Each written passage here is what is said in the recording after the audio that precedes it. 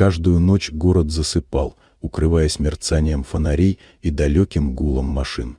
А в одном из парков, среди прохладной тишины и шелеста листвы, спала девочка. Ей было не больше 10 лет. Худая, с потрепанным рюкзаком и выцветшей курткой, она пряталась в уголке между лавкой и деревом, завернутая в найденный плед. Она сбегала из приютов и детских домов, снова и снова. Не потому, что была трудной, а потому, что нигде не чувствовала себя нужной. В стенах приютов ей всегда было душно. Там были правила, шум, холодные взгляды и чужие слова. В парке, несмотря на страх, был покой. Здесь не требовали слушаться, не наказывали за слезы. Утром она уходила до рассвета, пока не пришли уборщики и прохожие. Искала еду, иногда собирала пустые бутылки, иногда ей помогали добрые руки, оставляя пакет с булкой и яблоком. Однажды осенью, когда листья ложились на землю золотым покрывалом, к ее лавке подошел мужчина. Он не проходил мимо, как все остальные. Он увидел ее. Его взгляд был не полон жалости, в нем было внимание. Он стоял в пальто с портфелем, сдержанный, уверенный человек, явно из другого мира. Он сел на скамейку неподалеку и молча посидел. Потом встал, ушел, но вернулся на следующий день. И на следующий.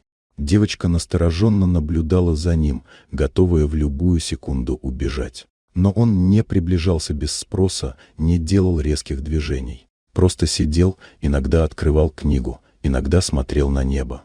Прошло несколько дней, прежде чем она впервые осталась сидеть, не вставая, когда он появился. Потом еще. Постепенно между ними возникло нечто похожее на доверие. Он начал приносить ей теплый чай в термосе, иногда еду. Он не спрашивал, почему она здесь, и не давал советов. Он просто был рядом.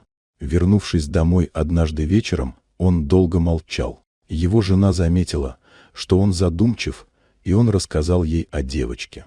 Было много вопросов, сомнений, тревоги. Но также было и понимание странное, внезапное, глубокое. Через несколько недель после официальных процедур, разговоров с опекой и специалистов, решение было принято. Они удочерят ее. Первое время в новом доме девочка почти не говорила. Она осматривала каждый угол, как животное, привыкшее к опасности. Засыпала с включенным светом. Но никто не торопил ее. Ей дали комнату, ее первую настоящую комнату, где стены были нежно-сиреневыми, а на кровати лежал плед почти такой же, как тот, что был с ней в парке.